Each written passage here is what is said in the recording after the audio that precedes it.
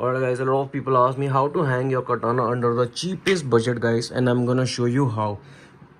This will cost you around 10 rupees, I would say. Not more than 10 rupees guys, for sure. Okay, maybe 20, maybe 30. It depends on what you want. It depends on the size of your katana. But from 10 rupees it starts, and the maximum amount it will cost you is rupees 100. Okay, look at this guys. This setup cost me 80 rupees. That is $1 guys. $1, 80 rupees for this setup guys. For this setup, just 80 rupees guys. I will tell you how.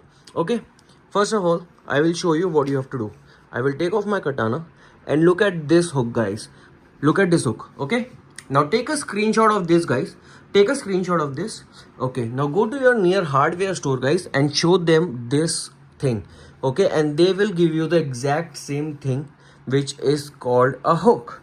Okay, now you will be wondering how to put a hook. Okay, so this thing is called inside. Just tell him you want to hook a thing, so they will provide you one this thing. It's called a gitti in Hindi. Okay, gitti. Okay, and this hook. Okay, so this is how it works. You have to drill it. Okay, you have to drill it, put a gitti in it. Okay, and then put the hook. Okay, a carpenter will do it for like 50-100 rupees, I would say. Okay, just tell them you have to put the hook in the wall. The hardware store will give you this plus this. Okay, and this hook costs around 20 rupees. Right? This hook was 20 rupees for me. Okay, if you want smaller hook, it's 10 rupees. If you want like this is the biggest hook. Okay, this is the biggest one. Now what I could have done, I could have put the hook in one only. Okay, but look at this. If I put just my katana, so it doesn't look good.